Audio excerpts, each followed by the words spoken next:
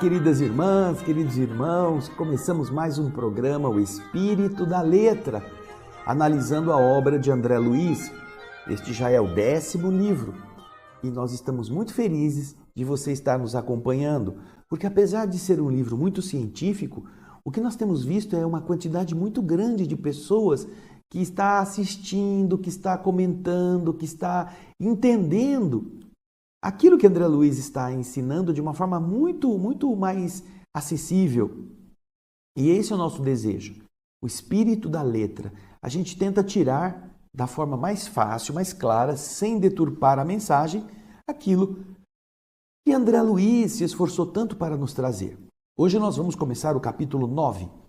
O título dele é Evolução e Cérebro, e nós faremos da mesma forma que temos feito. Vamos então ao nosso primeiro subtítulo, que você vai ver na tela, com um resumo que eu, André Luiz Ruiz, eu fiz para que você pudesse dar uma entendida no campo geral daquilo que André Luiz está falando. Vamos então ao primeiro slide. O título é Formação do Mundo Cerebral. André Luiz enfoca essa evolução do cérebro, que acontece sob a orientação dos arquitetos divinos. Começando pela transformação daquela massa celular nervosa dos invertebrados. Transformam então nos invertebrados, havia uma massa nervosa de células que ainda não estava bem definida. E essa massa cerebral vai ser transformada através da dobra desse tecido sobre ele mesmo. Vai fazendo invaginações, vai fazendo gomos, dobrando-se sobre si mesmo, formando os primórdios da estrutura encefálica dos animais. Então ele começa lá dos invertebrados até chegar nos animais e a massa cerebral, a massa de células nervosas dos invertebrados vai sofrendo transformações até chegar na estrutura encefálica dos animais. Nessa subida evolutiva, dos peixes até os répteis, observa-se um desenvolvimento acentuado, onde, nos répteis, já se encontra o aqueduto de Silvius, ao mesmo tempo em que se estrutura o início do centro coronário no corpo espiritual, com base na glândula pineal, já razoavelmente definida em alguns lagartos. Já existe a glândula pineal em alguns lagartos, como, por exemplo, o rinocéfalo, também conhecido pelo nome de tuatara, lá da Nova Zelândia. Nesse período, a epífise, ou glândula pineal, assume a função de centro, de fulcro energético de sensações sutis para o desenvolvimento dos estados mentais, nos mecanismos da reflexão e do pensamento, meditação e discernimento, o que vai representar a porta para, no futuro, acontecimentos como o intercâmbio mediúnico ou as trocas, as associações psíquicas entre os seres. Tudo isto acontecendo na estrutura cerebral. Então, observamos a dobra dos tecidos nervosos para formar o encéfalo, depois vamos vendo já a estruturação dos canais entre os diversos ventrículos cerebrais para a irrigação daquele conjunto de células da inteligência, o tal aqueduto de Silvius, nós vamos mostrar para você, e também você vai ver que o centro coronário e o centro da pineal, os centros frontal e coronário, já estão se estabelecendo também para fornecer para o animal que vai transformar-se em ser humano no futuro, aquele centro, aquele núcleo de concentração de forças psíquicas. Ele está explicando tudo isso e agora nós vamos mostrar para você essas referências em algumas imagens. Vamos para o slide. Aí vocês estão vendo o quê? No lado esquerdo, você está vendo as dobras que vão começando a construção do cérebro, do encéfalo do ser humano. Ali você vê à esquerda a medula espinhal, depois vocês veem o romboencéfalo, depois já a vesícula óptica, que vai ser onde vai ser formado o olho, o embrião do cerebelo, o mesencéfalo, o diencéfalo e o telencéfalo. Você está vendo que eles estão se dobrando. O tecido cerebral primitivo vai começar a se enrugar, como se fosse fazendo dobras. E você está vendo aí, esse é um perfil de um feto, de um ser, de um embrião em desenvolvimento. Ah, ele falou do aqueduto de Silvio. Olha lá, à direita. Você está vendo nas duas estruturas com círculos vermelhos? Primeiro, lá à direita em cima, o nome, aqueduto de Silvio. E por que esse nome? Porque o aqueduto é aquele tubo que leva água. E você vê que ali há uma ligação entre os ventrículos internos do cérebro, porque toda a massa encefálica está banhada por esse líquido cefalorraquidiano. E você vê em azul. E para que ele possa fluir, indo até lá embaixo, na região da medula mais distante, ele volta e ele circunda toda a estrutura das células cerebrais. Envolve o cerebelo, envolve o bulbo, envolve a parte central do tálamo, do hipotálamo, tudo ali você está vendo em azul. E para que tenha esse fluxo constante, é preciso conectar os buraquinhos que estão dentro do cérebro, chamado de ventrículos, com os restantes canais que vão fazer o líquido circular. Por isso que ele fala da importância do aqueduto de Silvio, que é justamente aquele que já nesses seres que vão começar a dobrar a sua estrutura encefálica dos invertebrados, que era uma massa dos invertebrados, nos répteis, nos animais já um pouco mais desenvolvidos, você vai encontrar, no caso, os répteis já com o aqueduto de Silvio estabelecido. Ou seja, já é um avanço muito grande para que toda a massa que vai precisar de alimento e de limpeza, através dessa troca de produtos químicos ligados à manutenção da vida cerebral, já estejam estruturadas. Agora ele fala uma outra coisa muito legal. Veja no próximo slide. Olha só que interessante. Está vendo aí? Ele fala que os répteis, eles já têm o terceiro olho, o chamado olho pineal. E ele cita o rinocéfalo, que é o tuatara, um lagarto. Mas vocês estão vendo na imagem alguns outros répteis que também têm este terceiro olho. Você vê à direita um sapo, depois um outro lagarto à esquerda, onde está um quadradinho amarelinho, e um lagarto embaixo, onde você vê com o círculo vermelho o local em que está este olho pineal, este terceiro olho apresentado. Isso não é invenção de André Luiz. Isso aí está. São animais na nossa época que possuem o terceiro olho. E agora você vai ver um vídeo interessantíssimo falando desse tuatara. Vamos ver? O tuatara é o único sobrevivente de um grupo antigo de répteis conhecidos como rinocéfalos ou cabeça em bico.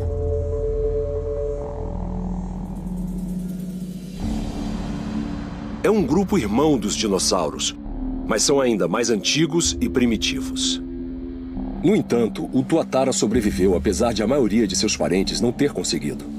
Ela é cerca de 20 milhões de anos mais antiga do que os dinossauros. É uma história escrita na sua curiosa anatomia. Os tuataras não têm aberturas para os ouvidos e têm audição limitada. Mas o enorme crânio contém um terceiro olho incrível, que tem retina e terminações nervosas.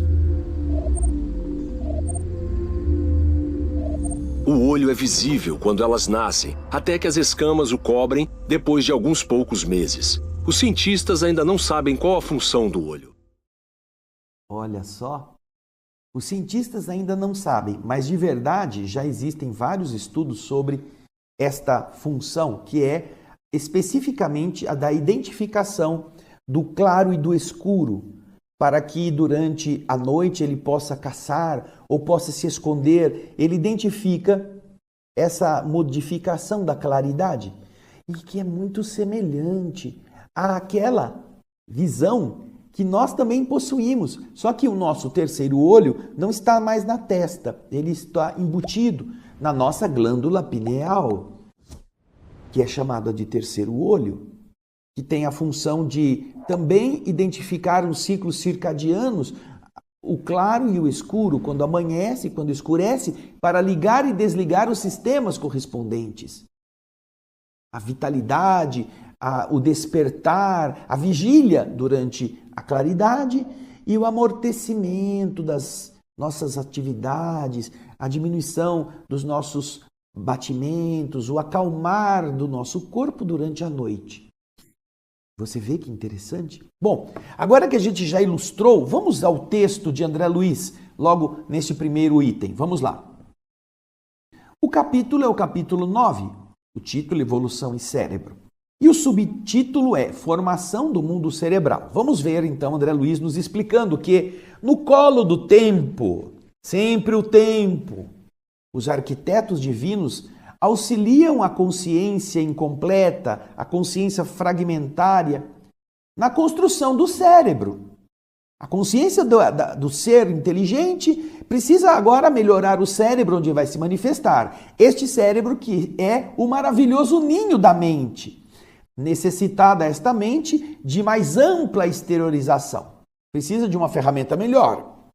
A massa de células nervosas que vem antes, que precede a formação do mundo cerebral, lá nos invertebrados, que são os seres que não têm coluna vertebral, essa massa dá lugar a uma invaginação, a uma dobra sobre si mesmo do tecido externo do embrião, o ectoderma, que nos casos se chama assim nos vertebrados. E vai se constituindo, vai se formando lentamente a vesícula anterior, a bolsa anterior, chamada de prosencéfalo, a bolsa medial, que é o mesencéfalo, e a bolsa ou vesícula posterior, chamado de romboencéfalo. Tudo que nós já vimos naquelas imagens. Nos peixes, os hemisférios cerebrais se mostram ainda muito reduzidos. Nos anfíbios, demonstram já um desenvolvimento encorajador. E nos répteis, avançam em progresso mais vasto, configurando, tomando já uma forma com alguma perfeição, por exemplo, o aqueduto de Sylvius, que é aquele canal intracraniano para a circulação do líquido cefalorraquidiano, aprimorando-se com mais segurança nessa fase, na forma espiritual, e agora ele vai falar da parte do perispírito. Não só o cérebro vai melhorando fisicamente, mas o perispírito também vai se aprimorando com a formação do centro coronário do corpo espiritual, que vai refletir-se na glândula pineal, que nós já encontramos razoavelmente plasmada em alguns lagartos, lacertídeos, como ele diz, como o rinocéfalo, ou rincocéfalo, ou chamado tuatara, da Nova Zelândia, no qual a epífise embrionária se prolonga até a região parietal do cérebro, assumindo aí a feição de um olho com implementos característicos. Os zoólogos, os estudiosos dos animais, consideram esse mencionado aparelho como sendo um globo ocular abandonado pela natureza.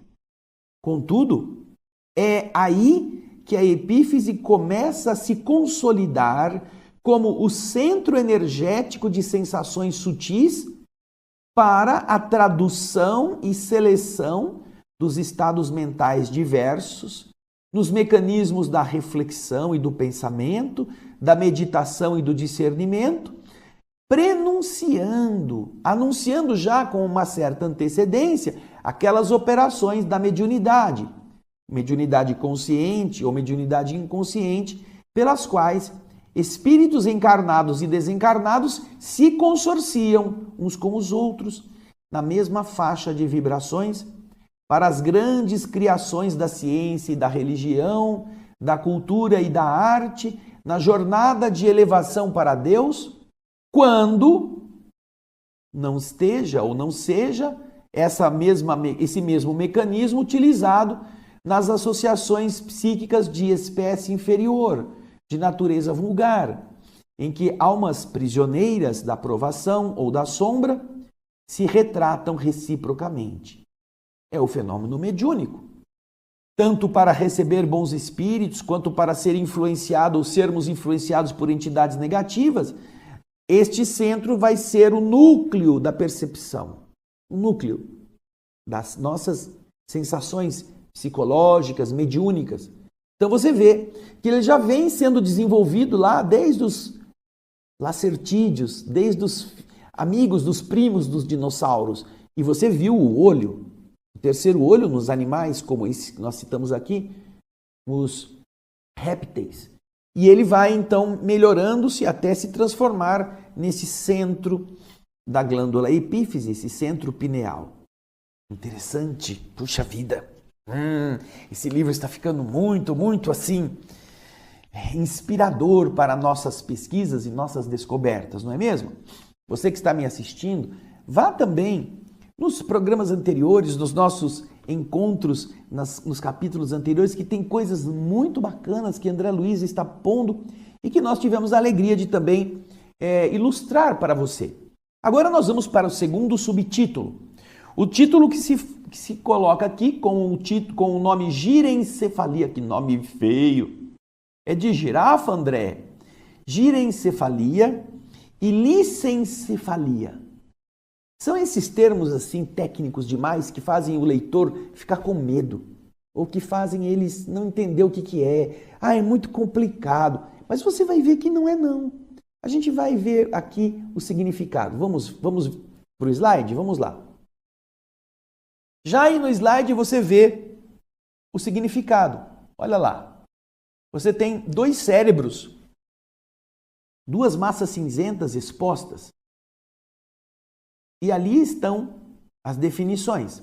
Licencefalia quer dizer cérebro sem circunvoluções. São aquelas marcas, aquelas reentrâncias, vocês estão vendo ali no cérebro de cima e no de baixo. O de cima está cheio de dobrinhas, de reentrâncias. O de baixo não. O de baixo é lisão, tá vendo?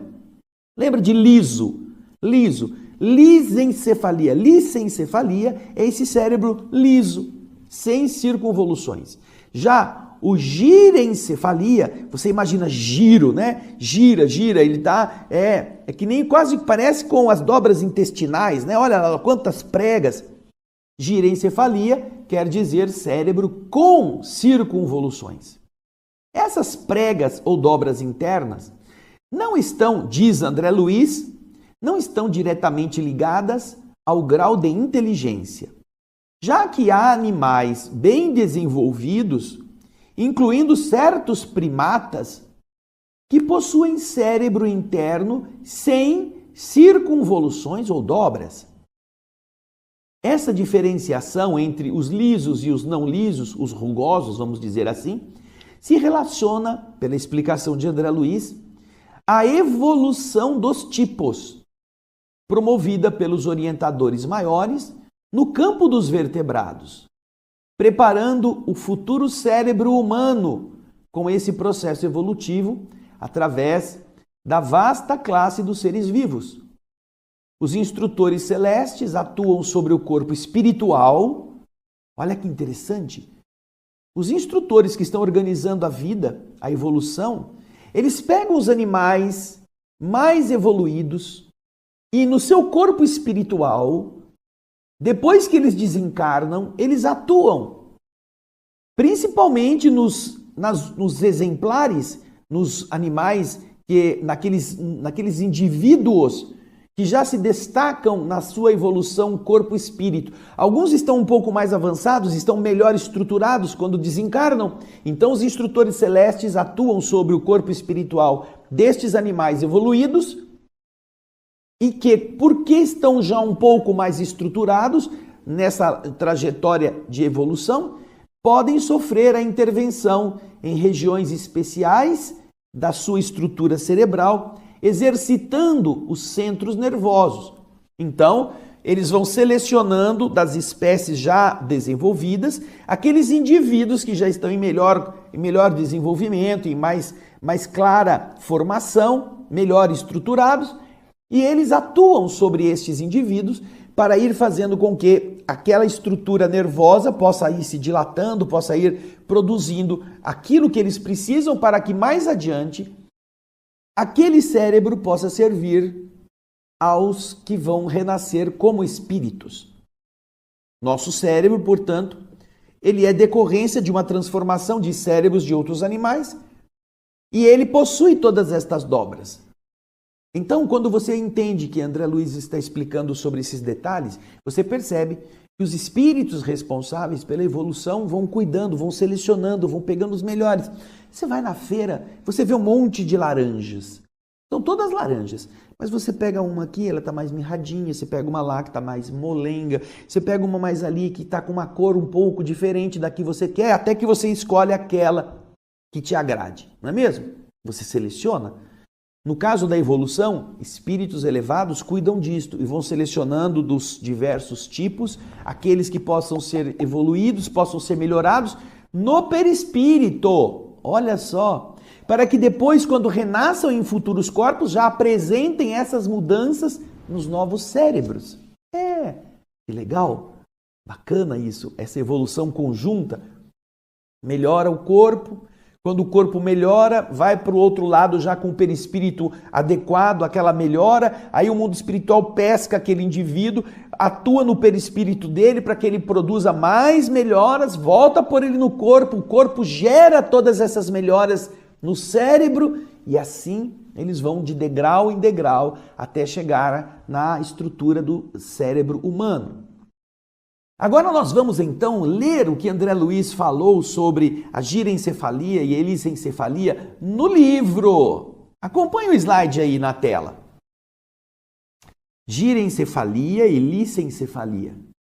Prossegue, diz André, o crescimento dos hemisférios cerebrais nas aves, com significativas porções do cerebelo, para encontrarmos nos mamíferos o encéfalo com apreciáveis dotações, com um crescimento apreciável, apresentando circunvoluções nos girencéfalos e aumento expressivo da área do córtex, a área da massa cinzenta, vamos dizer assim. Quanto mais se verticaliza a escalada, quanto mais sobe a evolução, mais se reduz o tamanho, o volume do cerebelo, que é um cérebro pequenininho que nós temos na nuca. Enquanto que os hemisférios, os dois lados da nossa estrutura cerebral se amplificam. Porém, é preciso destacar que esse fenômeno de progressão, fundamentalmente, não se relaciona com a inteligência e nem esta é, a rigor, proporcional, ou seja, nem a inteligência é proporcional ao número de circunvoluções cerebrais. Tanto que mamíferos como o coelho, o canguru, o ornitorrinco e até mesmo certos primatas possuem cérebros lisos, chamados de licencéfalos, sem circunvoluções. Essa girencefalia, o cérebro rugoso, e esta licencefalia, o cérebro liso, obedecem a tipificações traçadas pelos orientadores maiores no extenso domínio dos vertebrados, preparando o cérebro humano com a estratificação de lentas e múltiplas experiências sobre a vasta classe dos seres vivos. A maneira de crianças tenras, internadas em jardim da infância para aprendizados rudimentares, animais nobres, desencarnados, a se destacarem dos núcleos da evolução fisiopsíquica do corpo e do espírito, não é? Em que eles se agrupam por associação dos indivíduos de uma mesma espécie ou de várias espécies de indivíduos, eles são acolhidos então por esses espíritos e procedem à intervenção dos instrutores celestes em regiões especiais, exercitando os centros nervosos.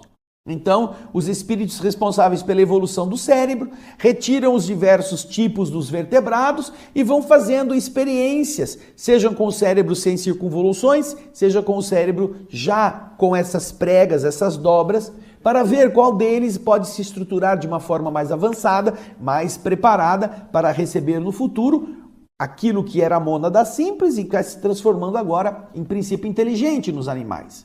É isso que ele está explicando.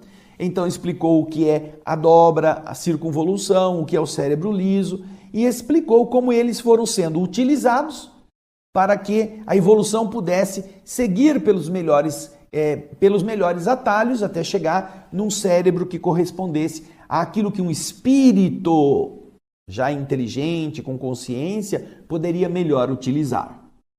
Bem, agora que nós vimos mais este subtítulo, nós vamos para o subtítulo que fala sobre os fatores de fixação. Nós vamos fazer então a apresentação desse resumo. Diz André Luiz, e nós estamos então fazendo um apanhado do que está neste subtítulo para você entender. André Luiz diz que os neurônios são as células físicas que mais se parecem com as células do perispírito. Neurônio. Não é a célula do estômago, a célula do intestino, a célula do pulmão. Não. São os neurônios, as células físicas, para você entender que existem células também no perispírito. Como tijolos, eles foram aperfeiçoados espiritualmente na estruturação dos cérebros experimentais ao longo dos milênios, até que depois de terem sido renovados, multiplicados, reformados ao longo dos milênios, eles se fixaram, eles se definiram como unidades específicas definitivas do sistema nervoso. Neurônio. Sofreram evoluções muito intensas, como todas as células, até que, por fim, estabeleceu-se o padrão dos que vão representar as células definitivas do sistema nervoso.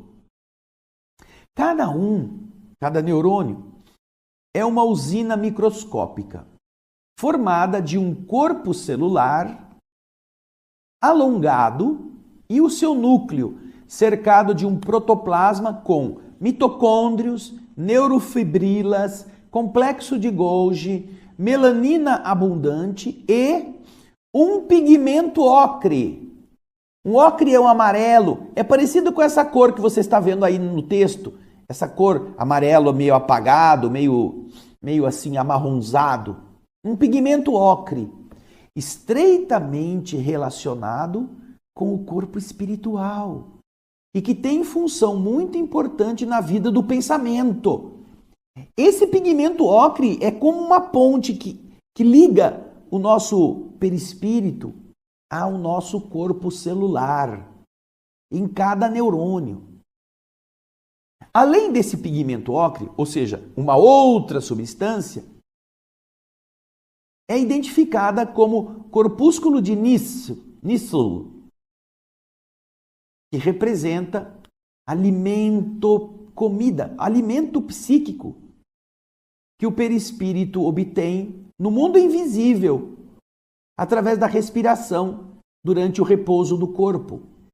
E tem essa função, esse corpúsculo de Nissl, tem a função de restaurar células neuronais cansadas e que não podem ser substituídas.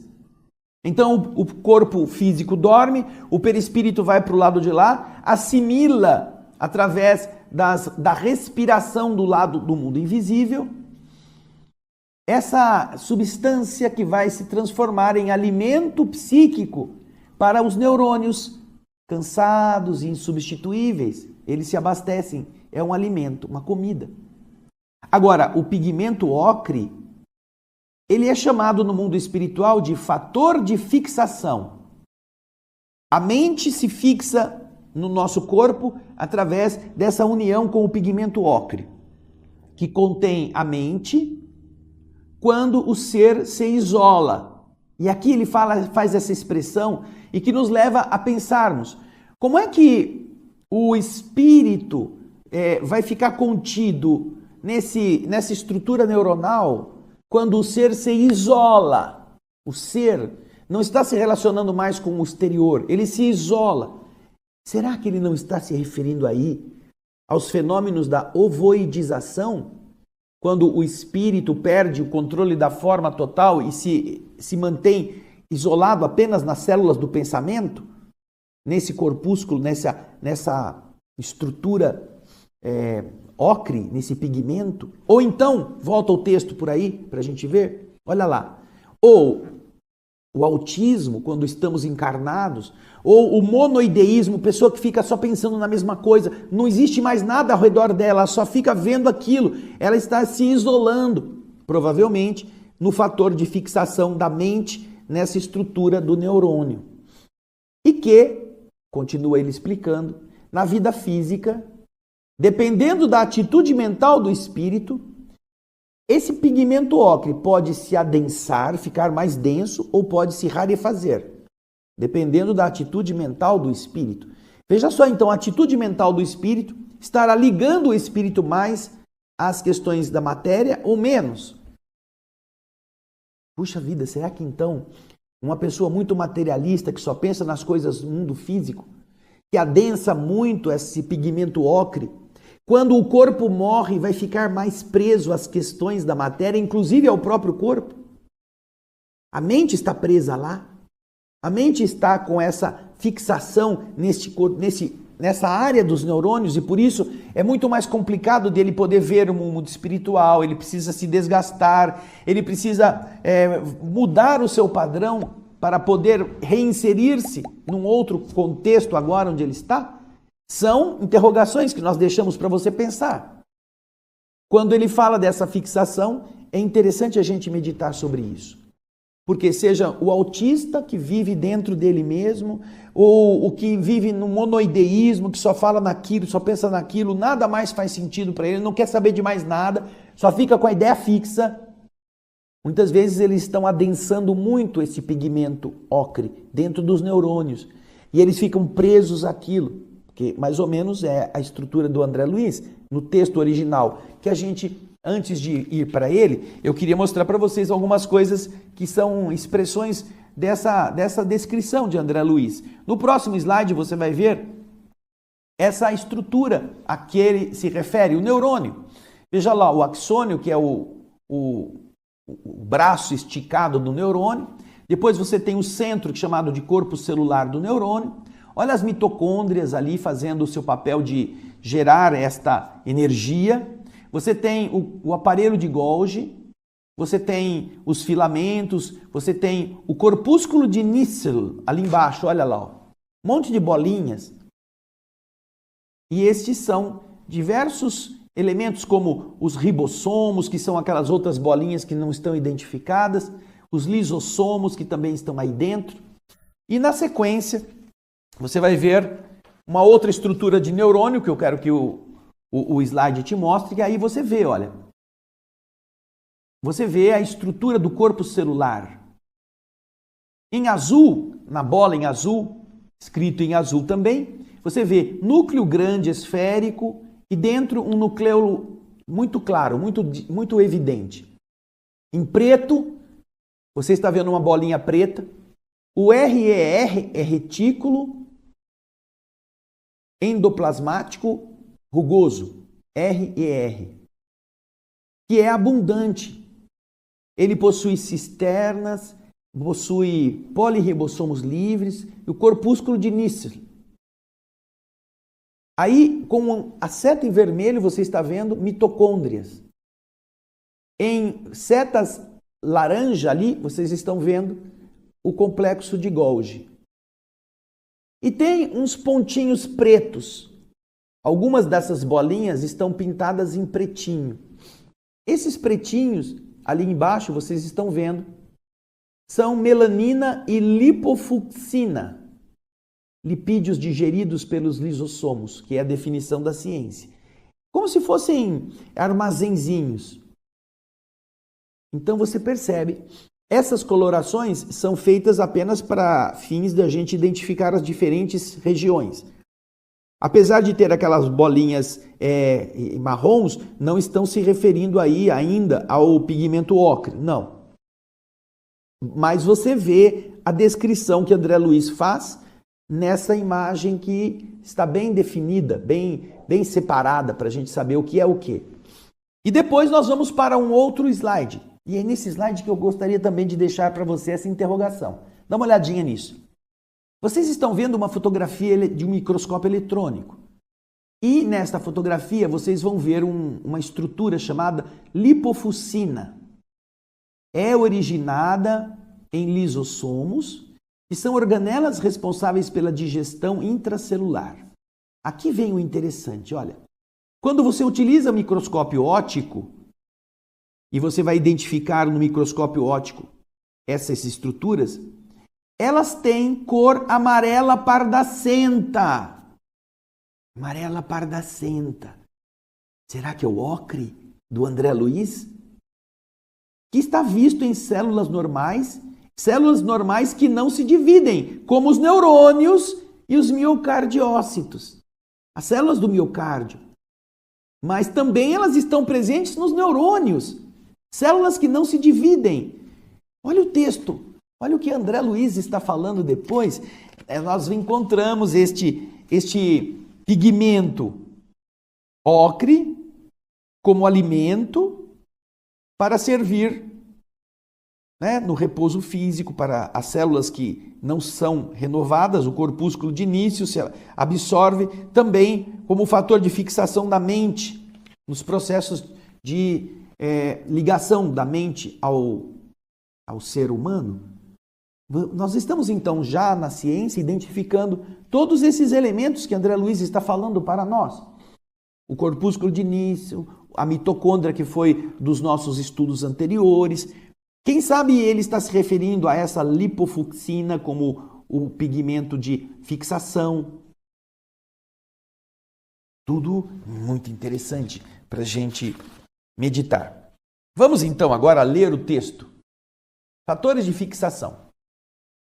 O mesmo que eu acabei de explicar aqui, André Luiz diz o seguinte: os neurônios nascem e se renovam milhões de vezes no plano físico e no plano extrafísico, na estruturação de cérebros experimentais, com mais vivos e mais amplos ingredientes do corpo espiritual, quando está trabalhando nos tecidos físicos, até que se ergam em unidades morfológicas definitivas no sistema nervoso, os neurônios.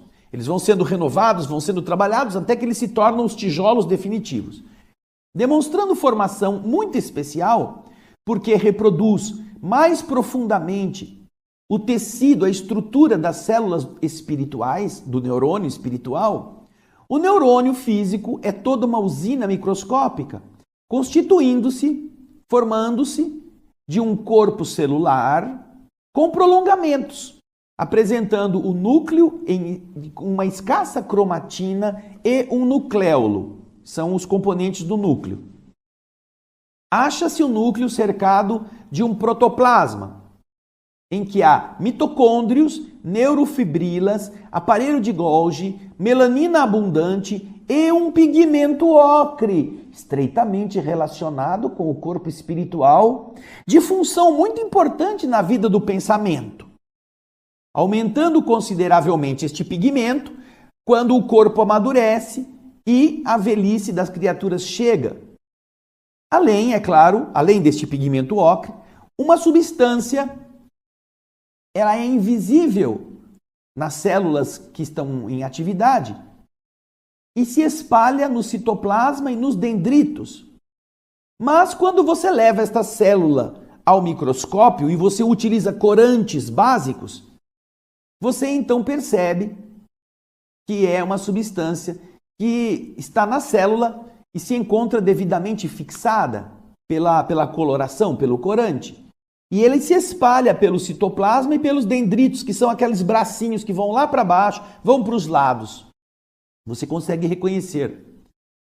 São substâncias, ele está dizendo aqui, que se expressam ou que você é encontrável nos chamados corpúsculos de Nissl, que podem sofrer essa pintura, essa cromatólise, essa coloração quando se joga um corante básico no microscópio.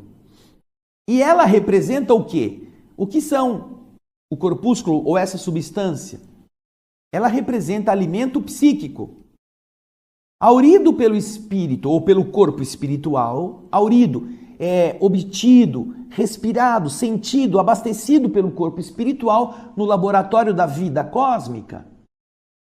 não no corpo físico, através da respiração durante o repouso do corpo, para a restauração das células fatigadas e insubstituíveis.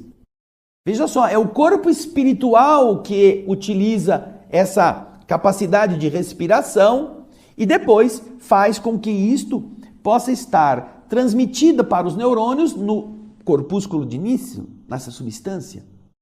Células essas que são cansadas e não podem ser substituídas. Elas têm que ser alimentadas então. O pigmento ocre, que a ciência humana observa sem maiores definições, é conhecido no mundo espiritual como fator de fixação. Como que a encerrar, a guardar a mente em si mesma, quando esta mente se distancia do movimento renovador em que a vida se exprime e avança, adensando-se ou refazendo-se este pigmento, nos círculos humanos, conforme a atitude mental do espírito na cota de tempo em que se lhe perdure a existência carnal. Quanto mais o homem tem uma atitude mental positiva de um lado, pode se adensar ou rarefazer, dependendo da sua estrutura, de como ele está utilizando seu pensamento e a sua mente. Por isso que nós fizemos aquela associação entre corpúsculos ovoides, entre o autismo ou entre o monoideísmo, que são concentrações da mente nos seus elementos mais intrínsecos, na estrutura neuronal. Mas são reflexões que vamos fazendo e você pode também fazer as mesmas. Então hoje nós vamos deixar isso parado aqui, porque para o próximo programa teremos novidades muito excitantes. Obrigado pelo seu carinho, pela sua audiência. Vai lendo tudo, vai pensando em tudo que nós já falamos para você, em tudo que nós mostramos, e você vai se surpreender como André Luiz está nos enriquecendo com seus relatos. Muito obrigado pelo seu carinho, obrigado pela sua participação, pelas suas mensagens, pelos seus comentários nos nossos programas. Compartilhe com seus amigos, explique para eles que há uma explicação, que dá para entender o livro Evolução em Dois Mundos com imagens, é muito legal. E eles poderão também ter a mesma alegria que você, a mesma alegria que eu, que é de aprender com o Espírito André Luiz. Grande abraço para você, até o próximo Espírito da Letra e muita paz.